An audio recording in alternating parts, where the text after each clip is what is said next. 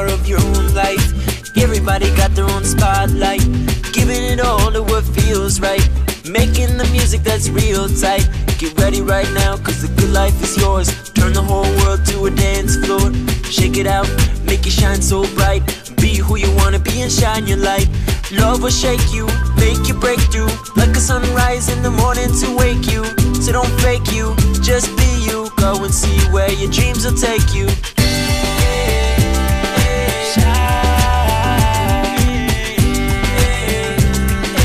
Live your life and let it shine.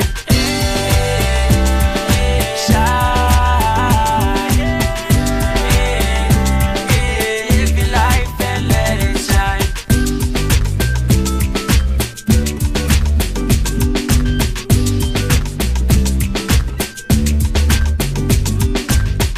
You look like a loco delirious, way you make life so hard, so serious. If the answer came to you in a song, would you hear it? I'ma sing my love into my lyrics. Learn from the children and watch how they play, soaking up the sun, living life every day. The sun go down and you pull out your light, shine like a star in the dark of the night. Spreading peace and love, that's how I ride. Flapping with my wings, I'm a butterfly.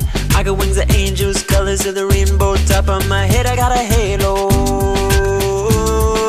Halo, oh, halo. Love's gonna rise up from within. Everybody come dancing, dancing. Love's gonna rise up from within. Everybody come dancing, dancing. Love's gonna rise up from within. Everybody come dancing, dancing. Love's gonna rise up from within. Everybody come dancing, dancing.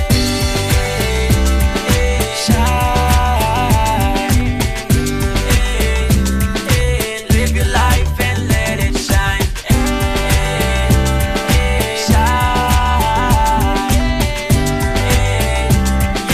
Live your life and let it shine.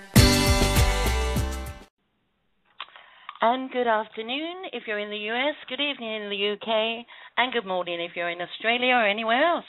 And welcome to Just Us Radio. Today we have a very important roundtable. It's called Bank Fraud because people all over the world are trying to keep their houses, which they are threatened with eviction. They are trying to stop the fraud from the bank. I'm just pausing here a minute because we are having a little bit of problem getting our guests on from the UK, but we're going to sort that out in a moment. The roundtable today consists of Tom Crawford, a homeowner in Nottingham, UK, who had a 25-year endowment mortgage, and at the end of that, when he thought he'd finished the payments, he started receiving more demands for money from his mortgage company, and it turns out they had changed his contract without him knowing or even without his signature. And so Tom, threatened with eviction, put it out there with Ceylon of Get Out of Debt Free UK, and together they managed to get 300 people to turn up at Tom's house the day that the bailiffs were going to turn up. Needless to say, the bailiffs didn't turn up. And so now we're here to discuss the many ways that people all over the world are coming together to try to stop this bank fraud and see if there's a way that we can amalgamate all our information. Okay, I'm going to go back to try and get Ceylon and Tom on just a moment, but first I'm going to introduce the other people on our panel today. It will be Tom Crawford, who's a homeowner of Nottingham, Ceylon from Get Out of Debt Free, Kurt Kallenbach from Walk the Talk, and Jolly Jerry from Just Us Radio. Okay, so are you there, Kurt? Yes, I am. Can you hear me okay? I can hear you fine. Are you there, Jolly? I'm here. Okay, so Jolly, could you please do me a favor while I'm just going through here? Could you message Ceylon for me and see what the problem is? Because he still can't seem to find the Skype button. If you can do that for me. Yep, absolutely. Yep. Okay. Then Kurt and I can carry on a chat for a moment till we get them in. I really don't know what's the problem, Kurt. I messaged him 3 times for a friend's request that he couldn't see. Then he couldn't find me. Now we're friends on Skype, but for some reason I'm calling him and it's not answering. So we're trying to get him in through the show. So how are you, Kurt? I'm always good. What time is it over there? Here we're 1 o'clock, so you must be 12 o'clock. And over the pond? It's actually 6 o'clock. They're 5 years ahead of us. Yes. Okay. 5 years. Hark at me. Well, they could be thousands of years ahead of us. Who knows? They could be. Yes. I think most things started with the crown, didn't they? So maybe they're on a different timeline. So while we're trying to connect, if we can't get through to him on Skype, we do have the option of calling him in by phone, so we can do that. So we've got a few people in the chat room waiting, so we're going to see what happens. It may be even that Jerry can do something there. Okay, so where are you going now with your things that you're doing with the system? You're completely out of the court system now, and I believe that you've got as far as getting your property and your car out of the system. Is that correct? Well, let me look. Now, to be clear, is the system overseas the same basically as far as mortgages? What you mean as here? As here, yeah. Yeah, it's just that in the UK, when you buy a house, you go through a mortgage company instead of a bank. They are basically a bank, but they're called a building society. Oh, yeah. Well, that's perfect, because the building society is basically who's running the whole construct. And think about the word to build or to construct. They're essentially the same. So if all construction is done in our minds, in our heads, through our imagination, then a building society is a perfect name for those that are in control of the fictitious construction. That's right, yes. And that's what they've been doing in the UK. And just to be clear for everybody that does not know, most people do by now, but the word mortgage means mort, dead, gage, pledge. So a mortgage is a dead pledge. Wonderful. Okay, and then finally, to answer your question, what am I doing? Yesterday I sent off a private communication to some attorneys that are trying to foreclose upon one of the houses, or I'll call them homes, but I prefer the term house, because a home is somewhere you actually live. A house might be just some property. Right. Yeah, and so I if you don't mind, I'll read the first two paragraphs of this letter that I sent yesterday to these attorneys. And by the way, the Bar Association, or all attorneys globally, are known as a charitable institution. They are doing the work of the church. So they only handle charity cases. So if there's an attorney involved in a foreclosure upon a dead pledge, it is a charity case. So I'm trying to make all this stuff clear up front so people understand that a mortgage, a dead pledge, is something that most living people cannot make. So what is it that's being pledged, and what is it that's involved in a mortgage? That's a good place to start. But and I think to answer that question, let me just read these two paragraphs of a 3-page letter that I sent yesterday. That would be great, Kurt. Well, Jerry and I try and get Ceylon and Tom in here. That would be great. Okay. Thank you. Okay, so this is a registered mail letter that I sent yesterday. These are the first two paragraphs. I may actually read the last two paragraphs, too, just to tie it all together. But it is a private communication, so I'll leave all the names out, except for the name of the title that's involved. No, I'll leave that out, too, because that's the private property. So here we go. Dear Attorney so-and-so, it seems that your firm has completely overstepped its lawful reach regarding this particular equity matter, for it has never been my will or intent to have any of my private property or business to be placed into the public domain for any purposes whatsoever. The making public or publication of my private property is so overtly harmful or injurious to me that such an event could only have occurred by either my own inadvertence or mistake, or through the fraud, deception, or misrepresentation of some other persons. As clearly evidenced by the information in a recent letter or court action generated by your office, it seems that you, Attorney so-and-so, have taken it upon yourself to deny me, my property, or business a genuine right to privacy. Paragraph 2, in fact, Attorney so-and-so, the fact is, Attorney so-and-so, that your firm's libelous action, publication, is both a breach of trust and breach of peace regarding the particular or the particular or religious dignity or denomination known by title as first, middle, last. C. Included copy of the notice of paramount claim upon my divine nature, divine proportion, and manifest essence, and considered by many throughout the world to be a disgrace and punishable as a criminal act within an ecclesiastical court or public forum. I am truly disappointed that you, attorney so-and-so, or such an organization, firm, institution such as blank attorneys group, would choose to act with such reckless and utter disregard for the private property and or character of another. That's the first, those are the opening two paragraphs, and what I'm trying to establish is that this particular title, the title, what most people know as first, middle, last name, is nothing more than a title. And in fact, the first, middle, last name, or the title, known as the title, that is what's being foreclosed upon. The dead pledge is the name, is the title. It is not the house underfoot, the land underfoot. It is not the place where you lay your head up on a pillow every night. What's being foreclosed upon is the name, first, middle, last, or what's known as the title. That's what's being foreclosed upon. So finally, let me just finish with the last two paragraphs, and these are short. The last two paragraphs of this. As for myself, in order to respect the convictions or beliefs of others and remain truly at peace with all, it has always been my position that such particular or religious dignities or denominations be kept private, far beyond the possibility of any public or commercial contamination, consumption, conviction, or desecration.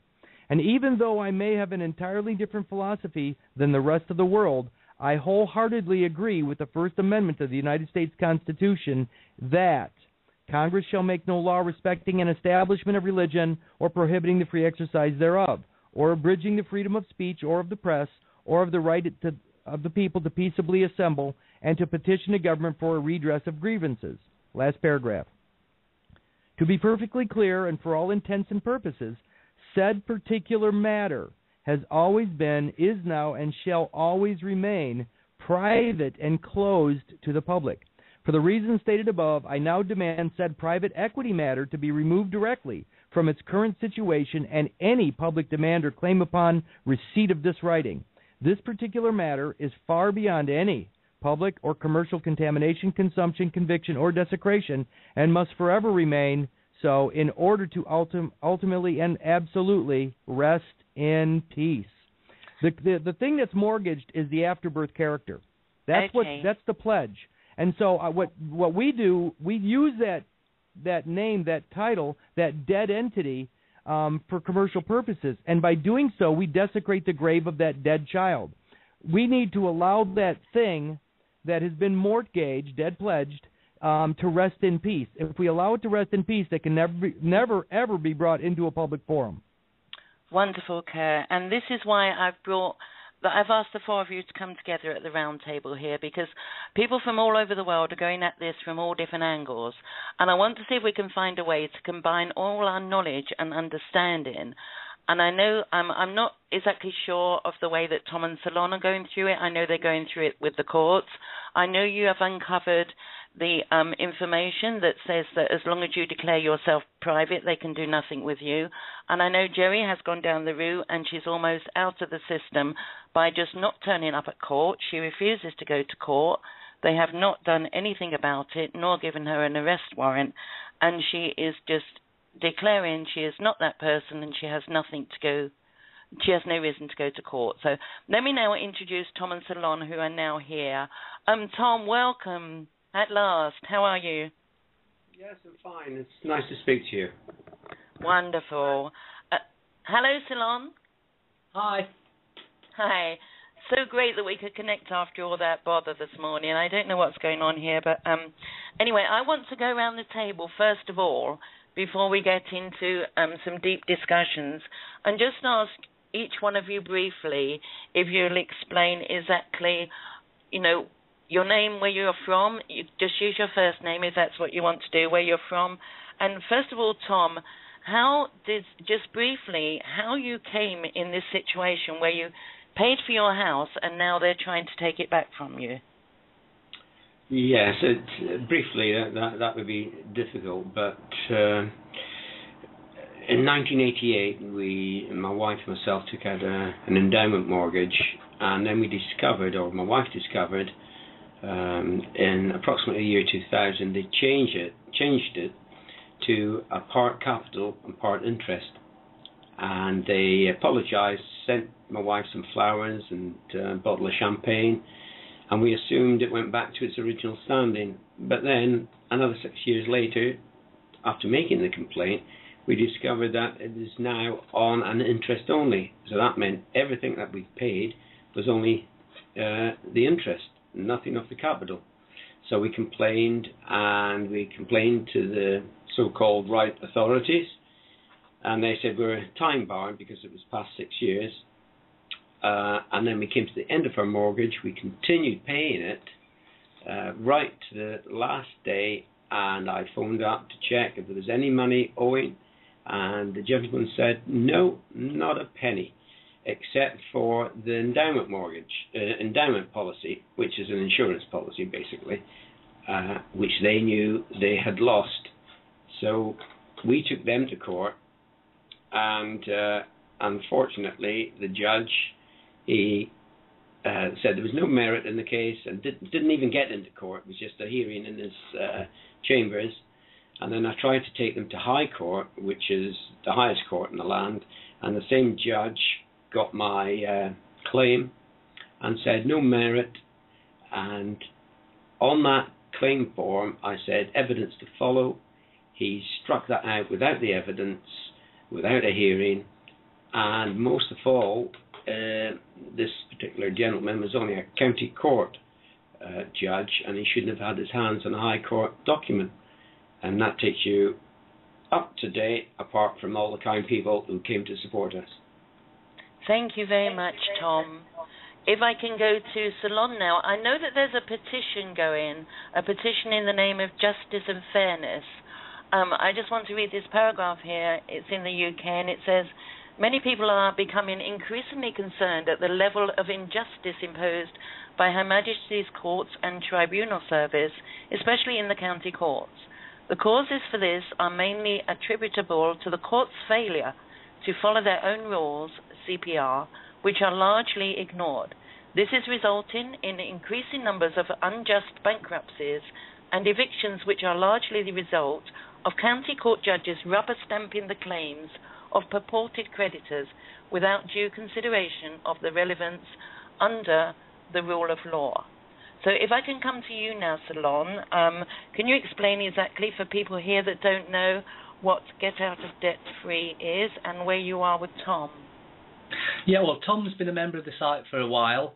I joined it in about 2009, and I could see the financial rubbish that was going off that they were purporting to be real. So I started digging and digging, and the more I dug into everything, the more you could see that every time they issue a mortgage or a loan, you actually create the money that they pretend to lend you, because as soon as you sign your agreement, whether it's a mortgage agreement or a loan agreement, when you put your signature on there, you change it to a different species of paperwork. It then becomes a promissory note, which is basically cash. And we had a Lord Denning in the UK who made a judgment that said that all promissory notes are to be treated as cash. So you actually create cash that the banks then fraudulently pretend to lend you, and then expect you to pay it back plus interest. And I've just made it my life's end to see that justice is done for all the corruption that's going on. Thank you very much, Ceylon, and thank you for all the work you're doing in this area.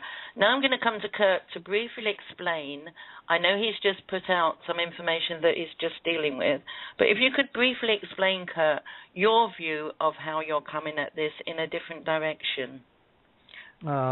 Sure, I'll try. When you put a name down on a document as the creator of that signature, you're the creditor, absolutely. In fact, what they do is they take that signature if it has not been qualified. See, what we don't know is that a piece of us has been deposited into some form of an account, and that piece is the thing that they're using to hold against us. Now, I've been going into this for the last 6 months with people, trying to get them to understand that when you don't qualify a signature, in my case, if I just wrote down the name on some public document or some mortgage or whatever, if I just wrote Curtis Kallenbach, I have just created an ability for them to fund whatever was about to happen, and because that signature was not qualified. And I'm just learning this stuff myself, but it all fits together, which is why these ladies brought me on here today. If I qualify the signature, you guys over in England have been actually privy to this for hundreds of years, and I just stumbled across it 4 months ago. The livery system of England controls the entire building association, building society. The livery system does. And what we don't realize is that when we leave a naked signature out there like a Curtis Kallenbach, that is something upon which they can use to finance. That's the capital. And when we don't qualify it, it remains the capital. If we qualify it, we remove it from their possession. Let me give an example. Curtis Kallenbach by itself is a piece of property that they can use to fund their activities with. If I qualify Curtis Kallenbach by signing it as the agent, in other words, the one in control of it, by using the capital B, lowercase y, the word by, colon, Curtis Kallenbach, comma, agent, they cannot use that as a source of credit. So, because I'm now controlling the very thing that they're trying to gain control of. The dead pledge, the mortgage, is upon a creation that none of us really prior to 6 months ago knew existed. And that is that they've been taking our private property because we allow it to go into the public. They've been taking our private property and putting it in trust and using it to basically fund or capitalize everything they're doing. So again, it may sound a little circular here, but there are two aspects to your life. There's you, the living man or woman, and then there's this other creature, this fictitious character that they created off the side upon our birth. If you do not separate the two, or let's not say separate, but if you don't distinguish your position of the two, you become the sacrifice. And so the house that's being lost here is not being lost at all. It was promised. And that's the sad part is they have buffaloed us or bamboozled us into believing that by putting a signature on something that it's ours. If we don't qualify the signature, it's never ours because the property that they have possession of, that's the name of their property. So Curtis Kallenbach is basically, even in my case here in the United States, is the property or subject to the Crown. So if I don't qualify that signature as the driver of that beast, so to speak, and that's why the livery system's so big here, I get to drive my own beast, my own character, if I qualify the signature. If I leave it naked and do not qualify it, their court system will take that character as a indigent child or a minor or a decedent or a probate case or a whatever they need it to be. So they administrate over a naked signature, whereas if it's qualified, you're the master. Otherwise, they're the master. And I know I said an awful lot, and it may not make sense, but you have two options. You can either be a charity case, which is almost 100% of the living population right now because they're all living through that beast character, or you can be the master. And the master only works through the hand of the master, and that's through agency. So whenever you sign anything regarding any business at all, if you want to keep it private and out of the realm of the public, you have to qualify it by signing it as the agent. In my case, I would sign it by BY colon Curtis Kallenbach, comma, agent. That way they can never, ever put it into a case or into a courtroom that's considered public. And I remain in the equity courts as a private man fighting for my private property. Right now that house is in the public. Right now that's a charity case. Right now the Bar Association is known as a charitable organization who's working for the Catholic Church exclusively for all the charity cases. So again, the reason it's such a struggle is because we think one thing is true when an entirely different thing is true. If you're not the master of your life and driver of that character, then you are the slave or the beast itself. So it's one or the other. And sadly, even the house I'm working on here in Illinois, it's funny. It's been 5 years since I've even made a payment on that house, and I stumbled along and kept it at bay for 5 years. But now it's the rubber's sort of meeting the road, and I just sent off this letter yesterday, and I'll be shocked if any court will even look at an attorney's charge, because unless it's private equity court, or in your case, chancery, no court should ever hear about private property ever in a public realm or a public forum. That's where I'm going right now, and again, I apologize for using so many words, but my thing is, if you don't want it to be made public, keep it private. And private equity courts do not handle mortgages. They do not handle them. They will not hear them. Thank you very, very much, Kurt. I just want to qualify here that it's just one aspect that you've come across in the last 6 months. You've actually been researching and doing your own thing for many years now. So I just want to get that straight, that you haven't just started in this truth movement, if you like to call it, in the last few months. So I appreciate that, but no, this was some big findings even in the last 6, 8, 9 months, whatever. But it is really about private property versus public charitable property. Okay, thank you very much, Kurt. And people are going to come backwards and forwards with questions in a few minutes. But first I want to go to Geri now, my sister here. And Geri has put herself out there through a lot of means, and she has taken the route that she is her own person, her own living being. She does not answer to any name. She does not go to court. And she's refused to go to court and sent them lots of paperwork to explain why. And also I feel that Geri has something important to say about the Lord Mayor of London. So welcome, Geri. Hello there. Well, thanks very much. I mean, I'm not that long into all of this, but now that I know what I know it's truth. And I know that I'm in a lucky position that I don't have a whole lot of property, and I choose not to. I do own a property, but really in the way I don't really own it at all. It's nothing but trouble.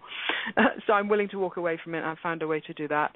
So I've chosen the route to walk away from the legal name and not have it kind of burden me anymore.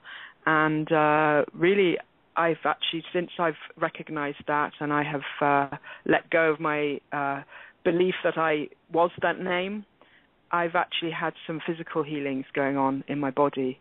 And for me, because we're all different, and what I see for me, for my future, I've spent many years in slavery. I've spent many lifetimes in slavery. And for me, what I need to do is walk out on the land as a free woman with no restraints, no chains, no ties to anything. And I'm choosing to go out when the time is right. I don't know how soon it'll be, and travel around and just let other people know the truth. And for me, I don't know how much help I am on this roundtable, except to say that once you know who you are, you're not just this physical body, and you know that you're not that name that Kurt explained, that name becomes owned. It becomes copyrighted by the Crown. And until you absolutely know that, you're stuck in the system. And even when you get to fight in the courts, they still have a good chance of winning, except when you know, like what Kurt explains, that they can't deal with private property in the public courts. So all of this stuff is coming to light very sort of within a really quite short length of time. Like Sheila said, Kurt's been working on all of this, and he uncovered all this thing about how they stole a part of us at birth. But now he's coming across even more important stuff, and there's people all over the world finding this. You guys have uncovered how the financing is fraud. We take out these loans, we're borrowing this money, and suddenly you find out that money never existed before you wrote that name on that line. And all of these things are coming together. Like Sheila said at the beginning, we're getting all these different angles coming in, and let's see which ones combined can make the best effect. So that's the best thing. And then I don't know what you meant completely about the Lord Mayor of London. What I do know about that is, like, London, the square mile is a country, not part of the city, and the Lord Mayor of London is over the monarchy, and also the Lord Mayor of London owns the name. So if you get all these bills with the name on it, let's send the bills to the Lord Mayor, because the Lord Mayor owns the bloody name. So that's what a group I've been connected with have been doing, and it's just truths coming out. We're starting to realise what's really going on. So that's really about all I've got to sort of add at the moment, except for what, I'm on my own journey. I'm doing it different to some others. Jolly, would you mind just explaining how you've decided not to use this name and not to attend court? Would you mind? I know it's a car case rather than a house case, but what's interesting is the way that you've told the court that you're not going and you just didn't go. Would you briefly explain that, because that's where your information is very valuable? Well, what has been discovered is that the fact that we realise now that we are not that name, that all caps name, and the courts, particularly the public courts, do not have authority or jurisdiction over a man or a woman that does not use a legal name. So if you are summoned to court via that name, if you go, that means you're answering to that name and that you believe you have to answer to that name. But once you know in your heart, and this is where it becomes spiritual, when you know in your heart that is not you and that's not yours, that's when you know that you don't have to go to the court.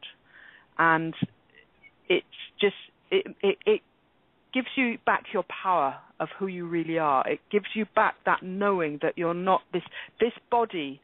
As much as you've been in it for however many years you've been on this in this incarnation, it's not actually you, and neither is the name.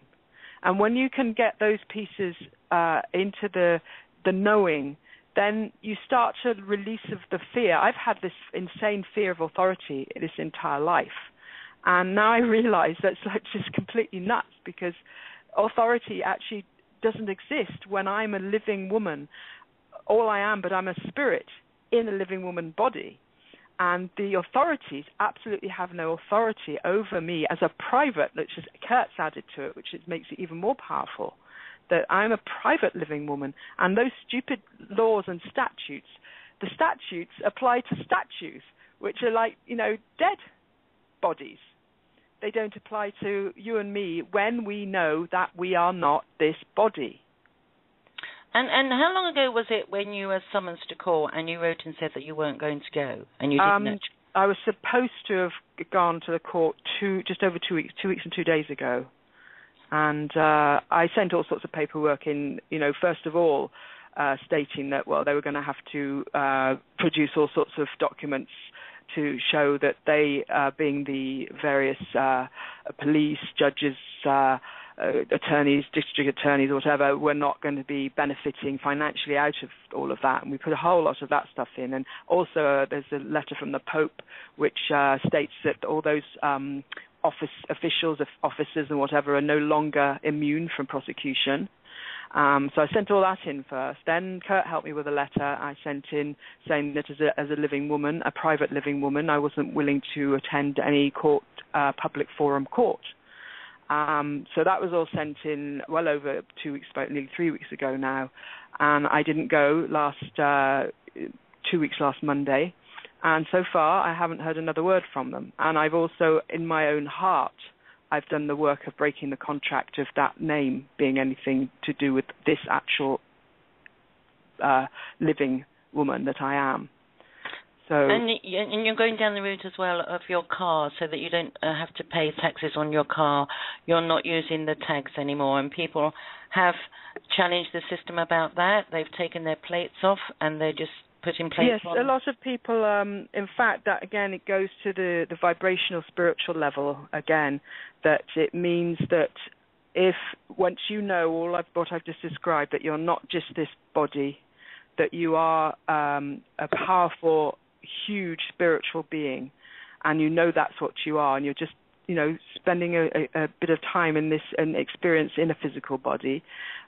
What a lot of people have done, I'm only just getting there with this, but what a lot of people have done, they've taken the plates off their cars, they've taken all the identification off their cars, they're driving around, and actually a woman from Australia called in the other day, and she had driven like 2,000 kilometers across Australia with the no tags. Normally there's 2 checkpoints at this time of year to check for some like fruit fly or something. She said the checkpoints were closed. She sailed on past those. She was going along the highway. A police car was driving along behind her. She took her exit, and the police car just kept driving along the highway and didn't follow her. In fact, what is being discovered is that with their different vibration, we're not being seen by those authorities because they're on a different frequency. And it's happening all over the world all the time. Thank you very much, Geri. I'm going to open it up for questions now. I know there's going to be a big discussion about everybody's views and the way they're going and questions about what everyone else is doing.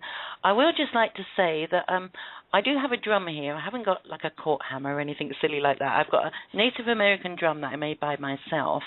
And so if I need to interrupt, I don't want to talk over anybody, or if there's a music break coming up, I would just play this sound. So that everybody knows that I need to interrupt. Okay, so I'm going to open it up now, and I feel that Ceylon and Tom would like to come in now and talk to Kurt and Geri about what's been discussed. So take it away. Well, it's interesting what Kurt was saying. I've seen some of David Sidney Rideout's videos about 5 years ago, so we incorporated the bicolon into the template letters we provide on Get Out of Debt to deal with banks and building societies and credit cards and all that. So it is absolutely correct there, but we've been using that for a while. Tom, you want? No, on you go. No. Well, I'll talk about. You mentioned about the petition. I mean, the petition is being drafted up by an absolute genius, Mr. Ebert. Now, the reason why I ended up and my family ended up in such trouble is because of fraudulent documents. Now, the petition is probably the most unusual petition that's ever been used anywhere on this planet. It's a petition to actually ask the justice system to actually do their jobs. And you'll see the different CPR rules that they've got to stick to. That's civil procedure rules.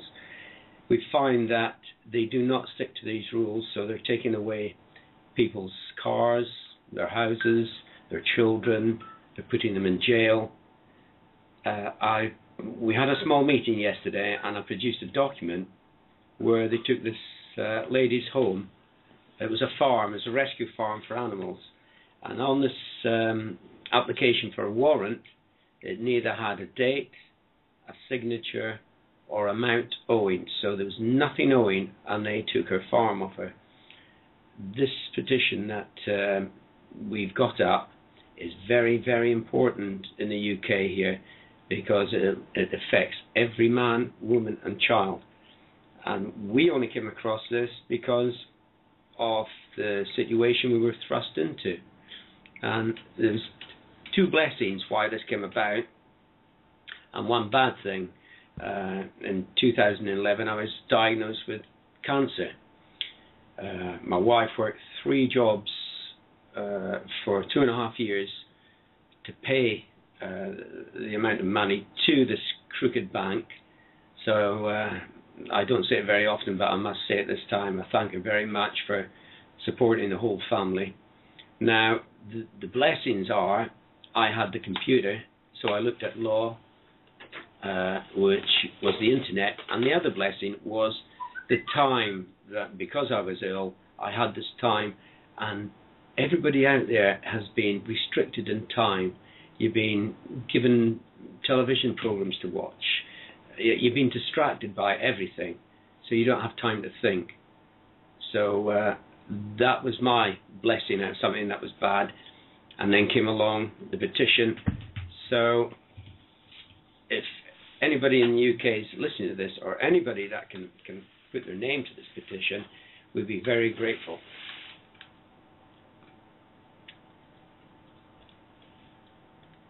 Can I jump in here real quick? Hello? Yeah, sure. Oh, okay. I'm sorry. Here's what's interesting to me, and I'm going to use a few analogies here just so people understand how critical it is to understand this. If I take on a name that is not mine, I'm going to take on the name Harry Potter because everybody knows it. Harry Potter was a creation of J.K. Rowling, probably. Everybody in the world knows the character of Harry Potter. If I donned the clothes, the glasses, the haircut, if I tried to appear to be Harry Potter, and I took on the name Harry Potter, and then everything I did the rest of my life was through that character. In other words, I went out and shoveled snow for my neighbor, he gave me $35. I went out and mowed the grass down the block for somebody, they gave me $50.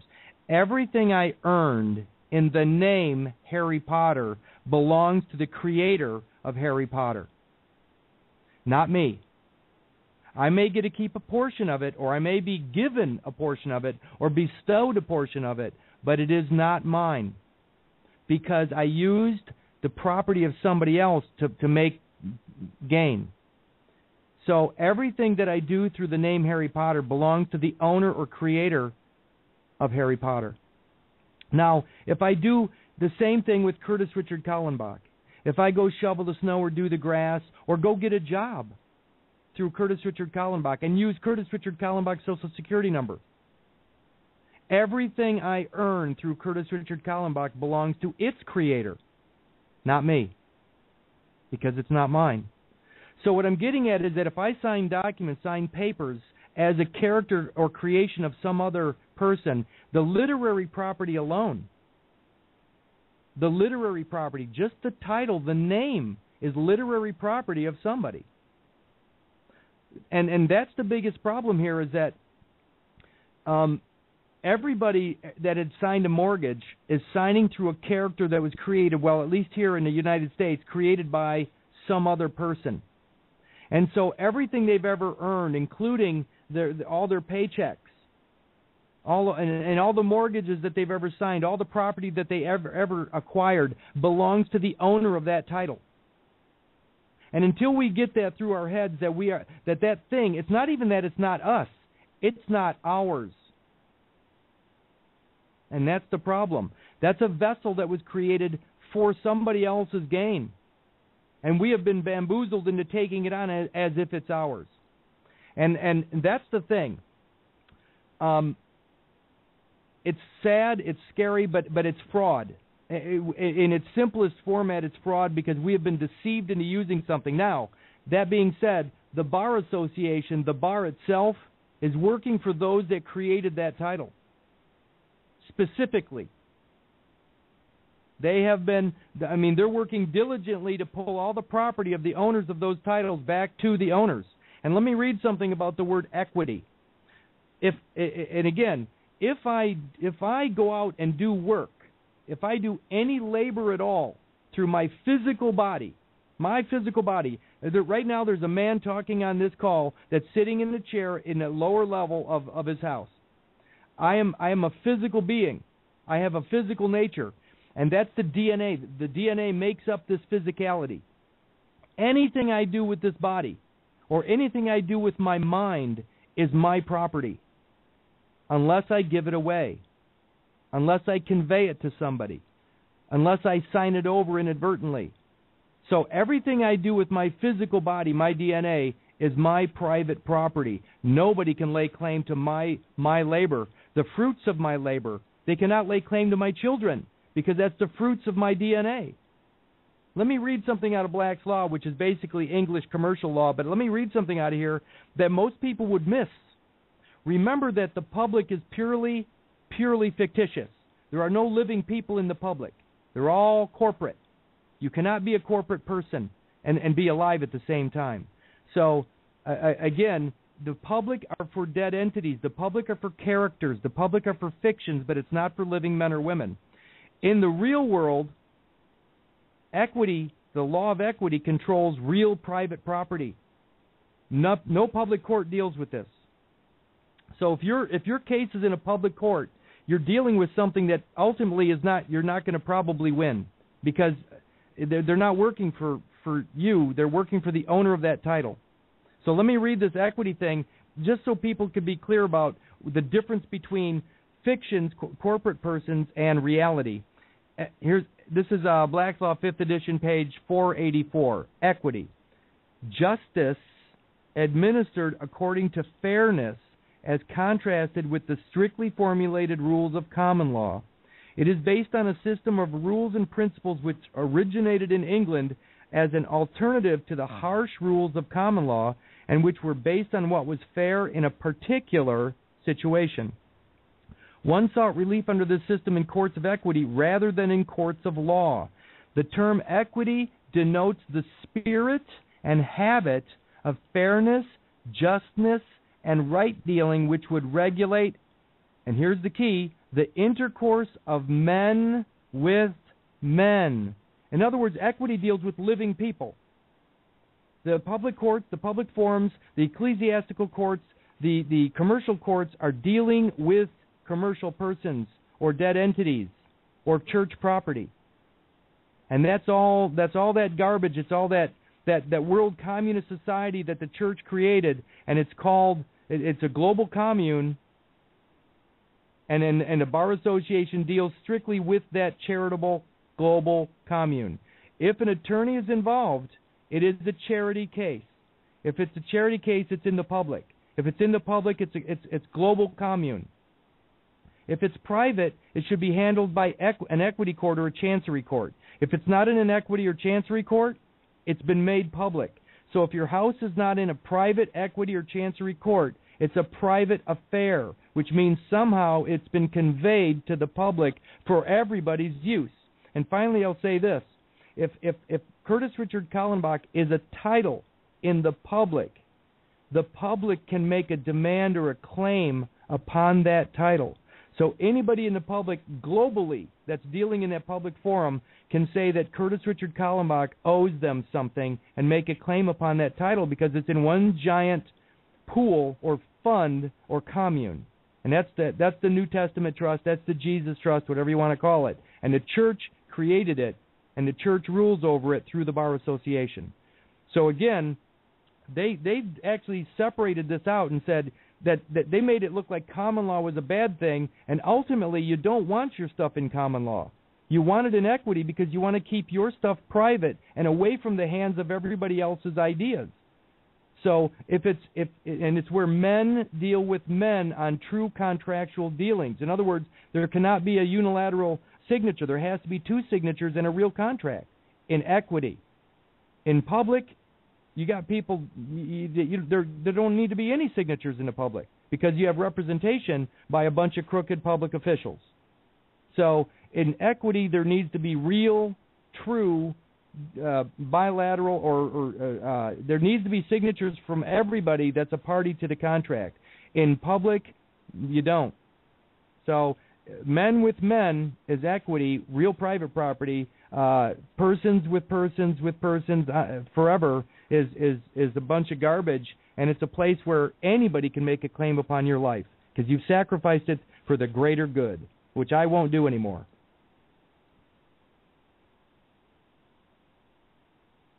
Drum roll. Do you want to come back with that, Ceylon or Tom? Tom, let's hear what you have to say. Yes, absolutely correct what Kurt was saying there. There's been two brilliant cases, one just recently in the courts here. Justice Martin Mahoney, River case. Justice Martin Mahoney, Credit River case, and we used the Section 1 Law of Property Miscellaneous Provisions Act 1989 against them, and it stopped Boss with the last week from stealing a friend's home. But Tom will give you more details on that. Yeah, because Kurt was talking about the signatures, and he's perfectly correct. This case is one, I believe, that there was only one signature. The bank was caught fraudulently attempting to take the property. So, and there's another gentleman, Steve Knight. He also used the same case, and he had great successes as well. So we're eating away at their corrupt system. We now know what to look for, and we're finding it, and they're seriously concerned, because if it is made in the public, into the public knowledge, it could actually bring down the banks, and I think the government will have to step in, because it would make every mortgage in the UK, and possibly, if it could be used in the US as well, null and void, and you'd own all your property, and you can tell the banks to go whistle. So, Tom, where are you up to now? Okay. Have you heard any more from the Building Society or the courts? No.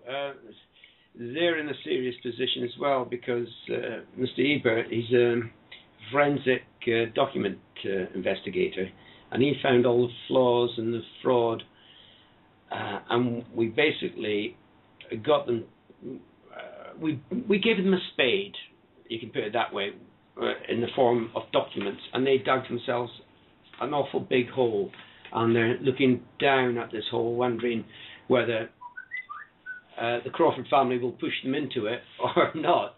So they're holding fire, and we're just still preparing our case, and that's what we're at. And there's no bailiffs, not as yet, and we don't want to see them.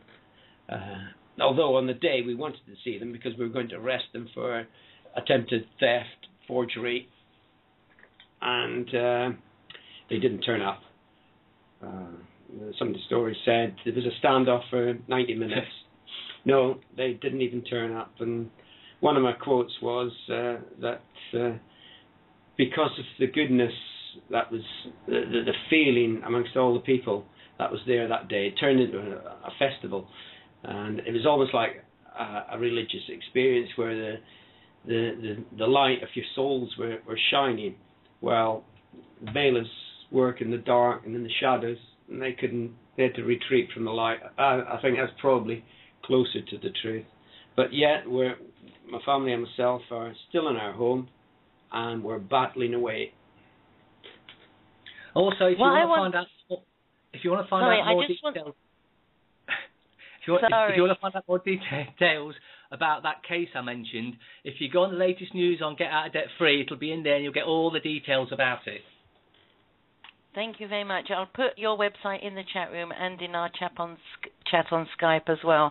What I want to say is that in all the experience I've come across for the last few years of investigating and researching everything that's going on in the world, what Geri and I often talk about, that people are approaching it from different angles, and it's actually, to my mind, meant. Because if we come at it from all different angles, then they're kind of lost and don't know where to go. So I don't have a feeling that what any one person is doing is the correct thing to do. I feel that all the roads that everybody's taking is correct, because it's all going out into the collective consciousness. And as Geri explained, I do feel it's a very much on a spiritual level here, that we are all evolving and beginning to understand the power that we have as real beings. And so I think it's absolutely right that everybody takes their different path and puts all the information out there the way that they know it. So, yes, would you like to come in on that, Geri? Well, just insofar as, yes, I think everybody's circumstance is different, and there are certain people that are very good at playing the game. Because for me, the entire thing in this universe is just a giant game, and we're like the game pieces being pushed around. And some people like playing in the game. Some people are very good at playing the legalese game, and they can actually get good results doing that. And they enjoy it. So more power to them. I'm not willing to go and play the game because I don't know the rules well enough. I'm not a game player in this type of game. So I'd rather step out of the game and live a more natural life. I'd rather step back in time and live more on the land And that's me, you see, because everybody's different. So, and everybody has different circumstances. Everybody has different amounts of family to be responsible for, or could continue to be connected with. Other people have no ties at all. Other people, you have the home that you want to keep to live in. Other people like Sheila and myself feel like we'd like to just get on the road and go wherever the road takes us. So definitely, like Sheila said, I think there's so many different approaches. But once you know the basic truth, I think that's the key. And then you use the truth to your advantage. You use things to your advantage. You use their tools and their rules to your advantage if you know how to. If you'd rather not, you just do what I do and you step out of it and you say, you know what? I want to just go and live a free life. And that's why I agree with what Sheila said, is there's lots of different approaches because all of us have different situations and ways to approach our situations. Please feel free for anybody to jump in. I'll do it. First of all, I love the fact that everybody is now. I mean, it's a pretty giant movement globally that there's an awakening. Just knowing something's wrong. It doesn't even matter what you do as long as you now do something. And there's no way they could stop the onslaught of the awakening. They're going to do everything they can. They're going to. Who knows how bad it could get because of them trying to regain control through fear. And that's their control mechanism is fear. Don't move, don't go anywhere, don't change anything for fear of losing your job or fear of losing, your friends or fear of losing your position or whatever you want to call it. But I think everybody has to just do something. They don't have to spend 5, 10, 15, 30 years looking into this. Just understand that you're not even, the living, are not actually in the game. That's the biggest that's the biggest part to understand, or the hardest part to understand, is that I am not a slave. I am not a slave. But what they did is they created a character and put the character on a game board that they control. Now, if I choose to be the character on the game board, I appear to be a slave and I feel like a slave. But if I know that I am not that character, if I know that I am not that thing on their game board, I like to think of it as one of those snow globes. I mean, I'm sitting here holding the snow globe, this little glass ball with water in it, and I'm outside of it. I'm not in it. I'm not subject to it. I'm not part of what's going on inside the globe. But if I look in there and I place a little Curtis R. Kallenbach or Curtis Richard Kallenbach somewhere in that snow globe inside the globe, that thing is definitely part of what's going on inside there. See, we are not, the living men and women of planet Earth are not slaves. It's the character, the birth certificate persons that definitely are within that globe or in that slave system or on that game board. We are not. We are not in there, but we think we are. So we're not trying to get out of anything because we're not in it. But the character that they created or the title they created that we assume to be us is what's inside that game, inside their court system. So what we have to realize or to really know is that we are not that thing and we are not the slave. We're the master. We're the master. But we don't know it. So they take over the reins of that beast and they drive that beast any direction they want to. That's why I opened up this show for me today by saying that the livery system of 1400 has actually created this global driver's license-based, device-based system, this commercial system. It's all based within the livery system of England. The whole damn thing is. That's a really good find, Kurt, and to explain it that way. I may have a slightly different way of explaining it, but I feel exactly the same as you. And like you say, everyone's got their own calling. Even if it's just to be aware, that's enough. Yeah. You're taking major actions. We're doing radio shows. Each one of us has a different part in this game and in this puzzle to pull the pieces, together. And, whatever you do is enough. Whatever each individual does is their part. And the awareness is the first one, and then some choose to take more actions, others choose to just know. And when you reach the critical mass, the energy on the planet will change. So it's still an energetic game. It's not just there's a lot of physical stuff attached to it, but it is very important to get out of the physical from time to time and recognize that you can create a lot of power from your spiritual side and your big self. And in fact, when you go and you access your big self, you actually know so much more than you could even imagine. I go and talk to my big self and I write things and I'm like, blimey, that was pretty cool.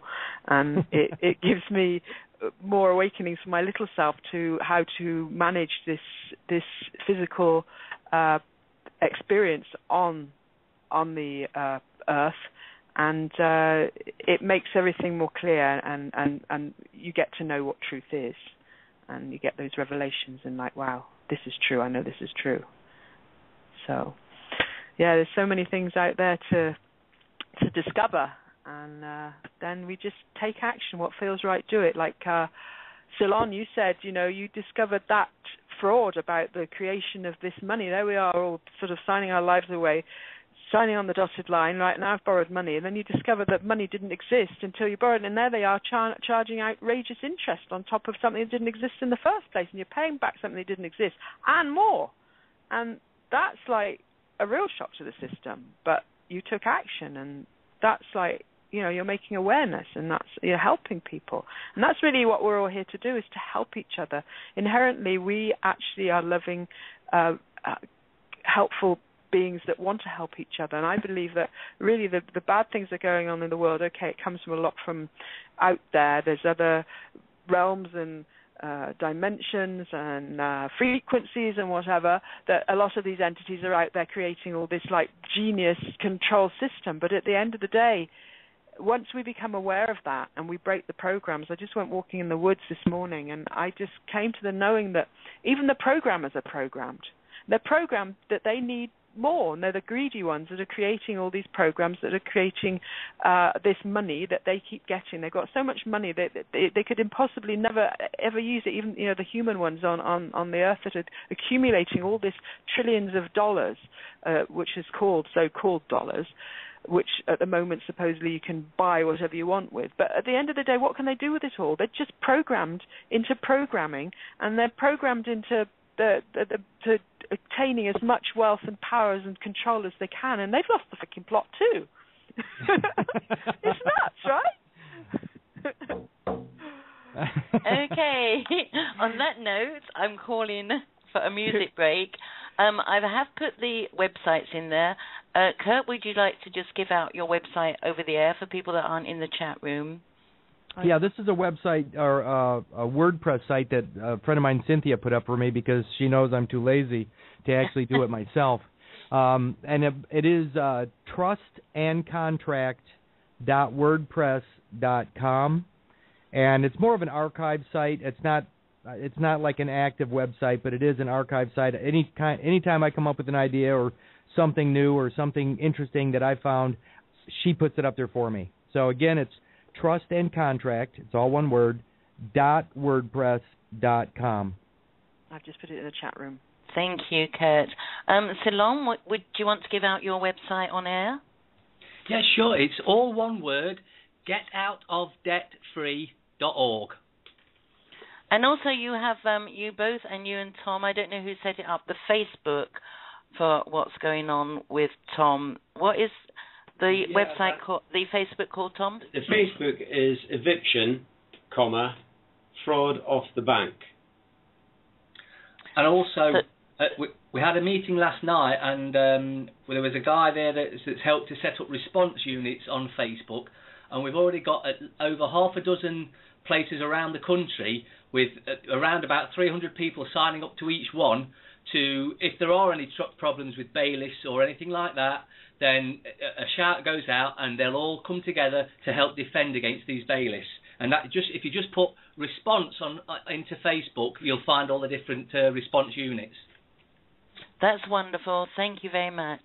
Now, Geri and I have a wonderful friend that we met on our travels around. We kind of connected and we called ourselves the One People, and we went around, met up with different people all over the place. We started in North Carolina, where I live in, and a lot of us got together in a chat room. The chat room actually was a broadcast from Australia that we all met in.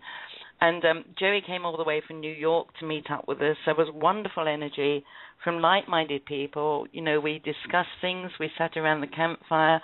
We played all sorts of musical instruments and drummed. And one of our lovely friends, a young guy called Chase Binney, is a really good musician, composer and singer. And he has a wonderful outlook on life. He at the moment is traveling around the world, all different communities, getting there and just really being free. So we're going to play one of his songs today because it's what we all talk about. This song is called We're All in This Together. So if you would like to take a break, and we'll see you after the music. Enjoy.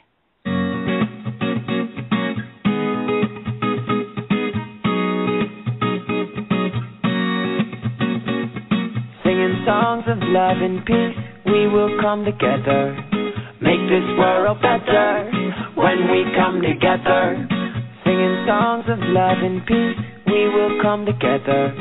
Make this world better when we come together. We all in this together. We all in this together. Make this world better when we come together. We all in this together. We all in this together. Make this world better when we come together.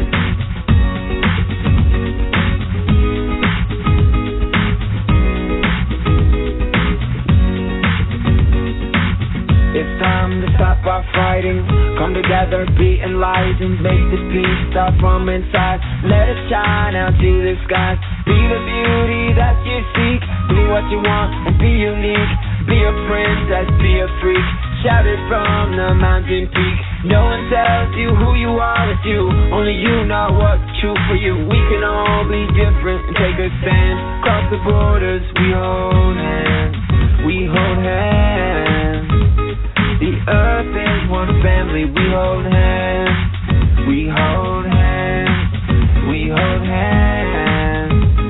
The earth is one family, we hold hands. Singing songs of love and peace, we will come together. Make this world better when we come together. Singing songs of love and peace, we will come together. Make this world better when we come together. We all in this together. We all in this together. Make this world better when we come together. We all in this together. We all in this together. Make this world better when we come together.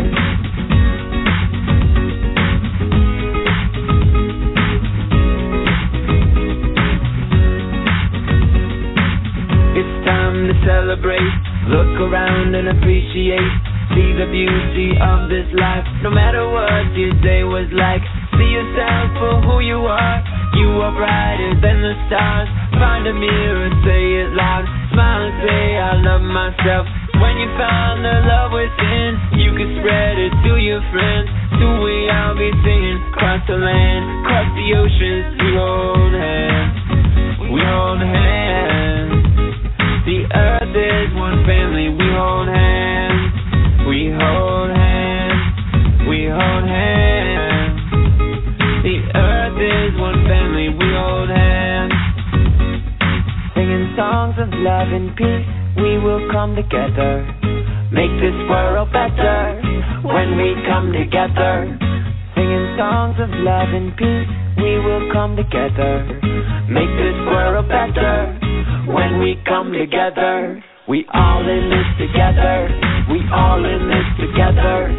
Make this world better when we come together. We all in this together. We all in this together. Make this world better when we come together. We all in this together. We all in this together. Make this world better when we come together. We all in this together. We all in together, make this world better when we come together.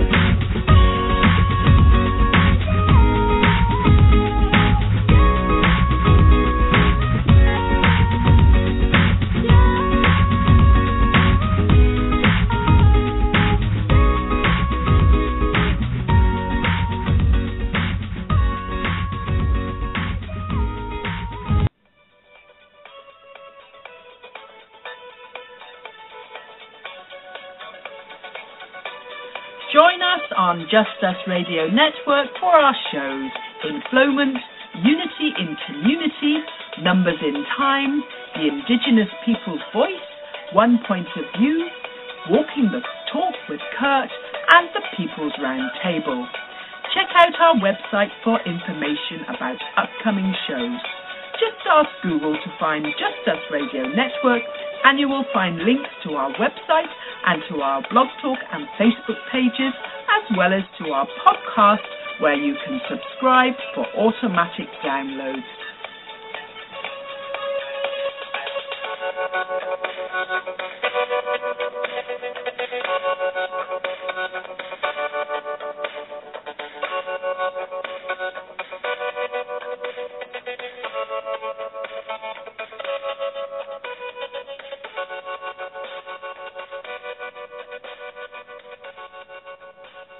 And we're back. Welcome back, everybody. Before we move forward, I'd like to make an announcement for our dear friend George, who is in the chat room.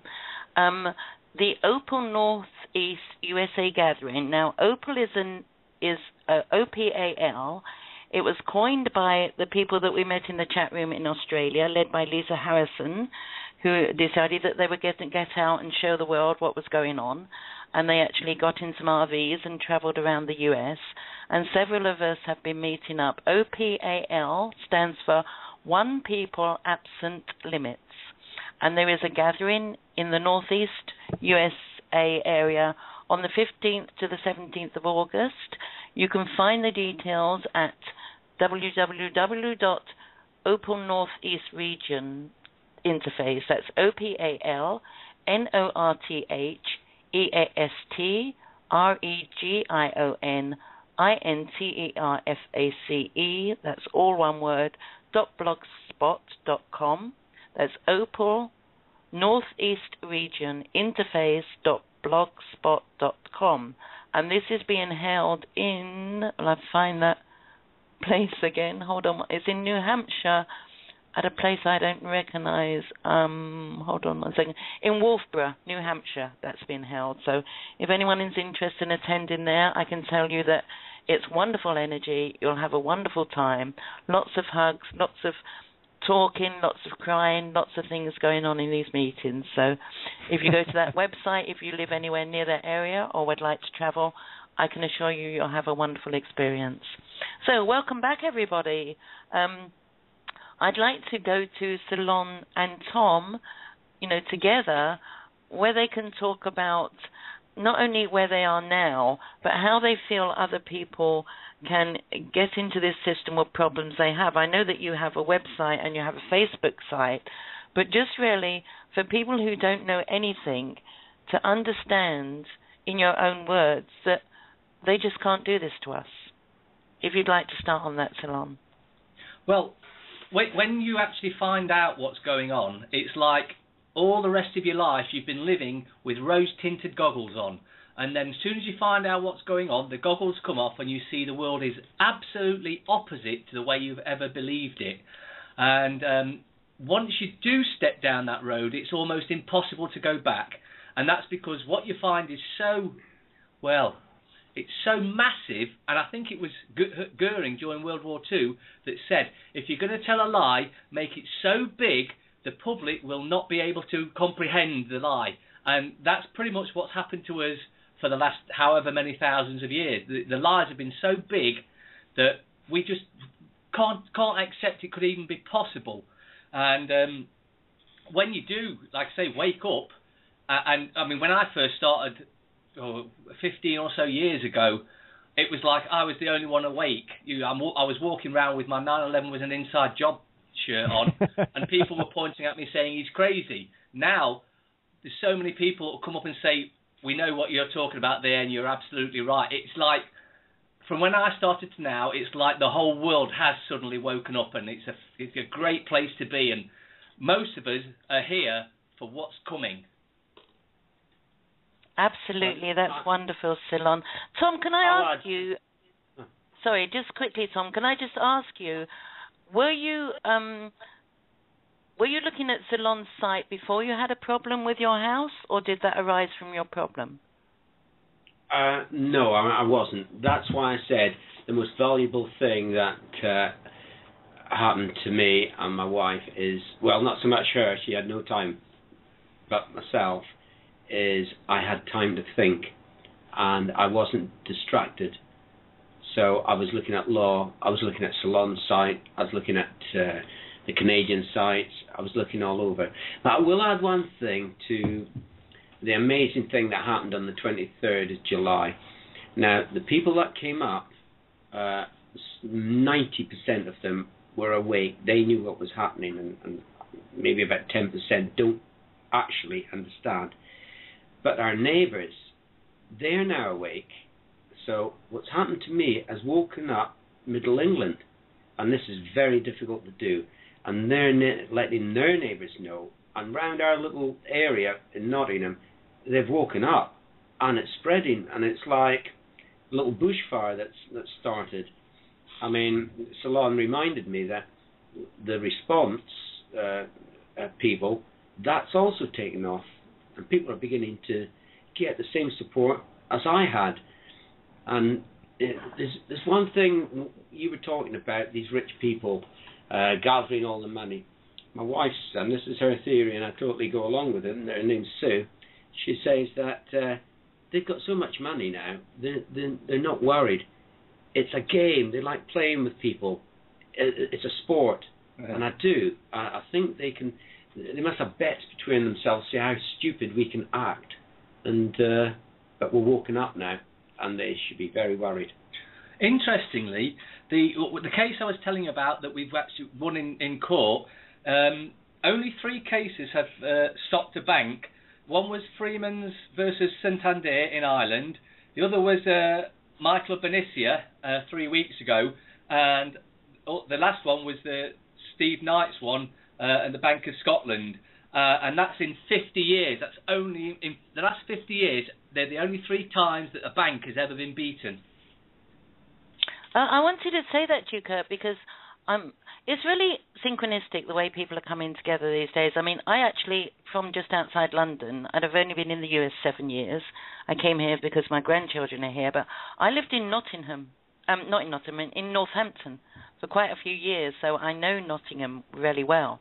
And then I moved to Scotland for a couple of years before coming here. And Jerry is from Bath, so we're not really far from your area. That's why we were so tuned into what's going on there and about people waking up there, because when we both left there, we only really started, I mean, we always knew something was wrong, but we only really started our proper research and awakening when we arrived here. So when we left England, we were we were totally unaware that there were people understanding what was wrong there then. But do you have any contact with the people in Ireland? Because I know they've had a lot of people gathering at houses where there's been a threatened eviction, and they've managed to stop the bailiffs. And I think they've even put the police under their oath of protecting the people and not the corporations. Yeah, we all seem to be talking with each other and sharing things. Obviously, Ireland has slightly different laws, so everything isn't 100% each way, but whatever they're finding, we're looking for the similar type laws, and we're finding them, and vice versa, they're doing the same. So yeah, we are in contact with each other, and we are all working as one. That's just absolutely wonderful. I don't know if you want to ask Kurt any questions about anything that he has found out that you can incorporate into the work you're doing. Well, like I said, the bicolon, we've been incorporating that for the last 4 or 5 years anyway, and a lot of everything he's just about said, I've had to agree with. In fact, Steve, you may have heard my phone going off because I forgot to put it on mute, and he was texting me saying that he also agrees with everything that Kurt's been saying. I'll jump in here because typically, I got involved in this garbage 5 years ago because I found out that, I launched a golf company down at the PGA show in Orlando, Florida in 2008. Within about 9 months of the launch of that company, and I'm talking about a corporation, some things started coming to me that I didn't own anything that I thought I owned.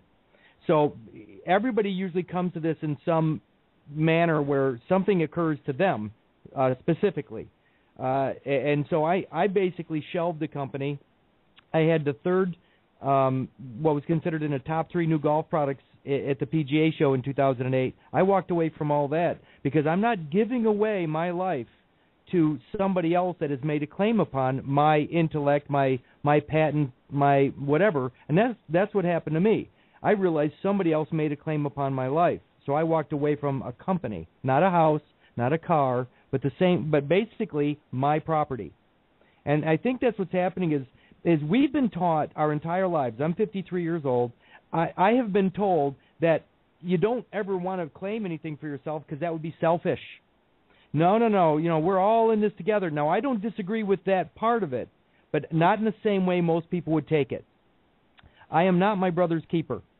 That I hope to God that doesn't come off sounding bad, but when my family's starving, I'm certainly not going to give the guy down the street the first dibs on my food.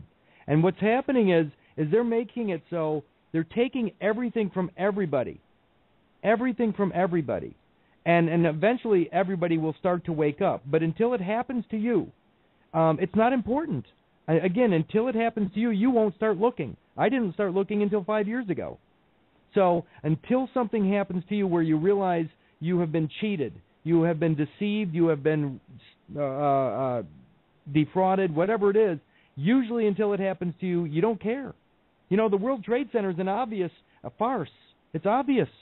But for those people that are making $200,000, $500,000, $1 million a year, or that their lives just seem to be sailing along real easy, they don't care what happened to the World Trade Center.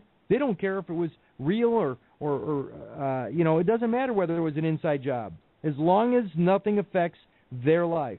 Once it starts to affect their life, it'll start to... But you know what? The way it's going to go down, when the UN troops are marching on your soil, they don't care about your new Ferrari. They're not going to care about your Jaguar. They're going to throw you into FEMA camps just as quickly as everybody else. If you're taking the property of the Crown, you're going to the camp.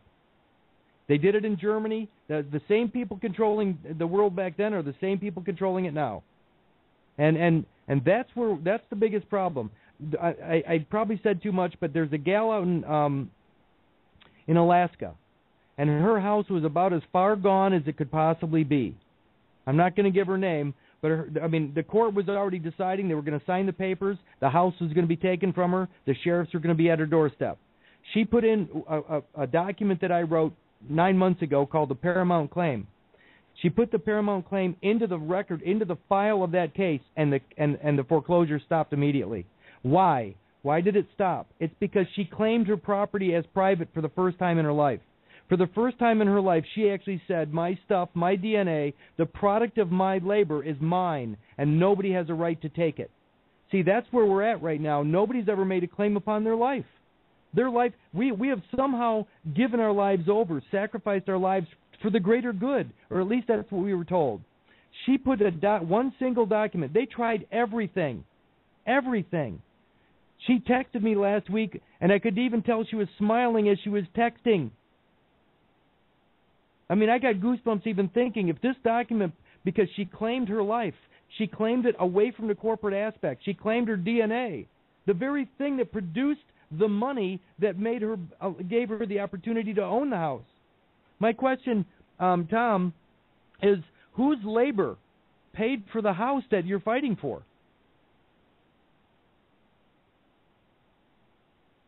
Tom? Yes. Whose labor? Who actually went to work every day? Whose labor paid for your house? Then this is it. It was my That's your wife's property. It's your our property. Sweat and blood they took. Unless somewhere along the line we have given it over by wearing the flag, by wearing wearing the team, wearing the banner of some other organization. where we have sworn allegiance to some banking institution. See, our life is our life. The product of our life is our property. We can give it away to anybody we want, but what's happened is we have had it taken from us through deception. But it's still ours because deception isn't legal. So to make the claim upon your labor is to make the claim upon your house. Nobody owns the product of your labor or the fruit or the sweat of your brow. Nobody owns that. You can give it away, but nobody can claim it. Yeah, that's perfectly correct. Thank you. You put all your labor in all your life, and basically you're giving it to an entity that doesn't deserve it, shouldn't have it, and you're totally ignorant about it. It should be your family's property, not theirs. I also listened to Carl Lentz, and he's excellent the way he describes it. You're just a man, nothing more. There can't be anything better. And also, the other thing, I'm a Christian, so even in the Bible, in the Bible it says persons should not be honoured and should not be valued and looked down upon. So even back then, there must have been persons for this to be written about. So even our ancestors, several hundred years ago, knew more about the law than the average man or woman walking in the streets today, because they knew what was right and what was wrong. But now they've confused us. One of the ways you can see that clearly in the UK is if you think you own a house, you may think you own it, but we have a thing where the council can compulsory purchase it, and they've done that recently because we've got a tram system being built in Nottingham, and they've purchased this group of houses, and they refused to tell them how much they were going to pay them until after they demolished them, and then they paid them a lot less than the actual value was. But that's just the sort of things that goes to show that you don't own anything. It's like over here, if you park somewhere allegedly illegally, they can come up and take their property, which is the car, and crush it because it's their property because you register it to them. And that pretty much explains how you don't really own anything. You can't own anything. You can only have the use of. Let me throw something in because I want to be clear about your Christianity. I don't have any preferences. I don't claim anything, and that's just the way my life is. But my question to you is, how has the Romans in history or historically treated the Christians? Well, the Romans adopted the practices of Babylon, and they changed it. It ended. Those Babylonian practices entered the Catholic Church, and that manifested itself later on with the Spanish Inquisition and torture, and which has nothing to do with Christianity. They attempted to change the word in the book, and the majority of Christians don't realise this. I've got my Christian beliefs. I do not follow a doctrine from any like Protestants or Catholics or whatever. The Bible tells you exactly what it is. And the lady speaking earlier mentioned about different entities and dimensions. Well, we're told that we're not fighting flesh and blood, we're fighting principalities, which is other dimensions, basically. So I just want to say something here, Tom, as well about religious things.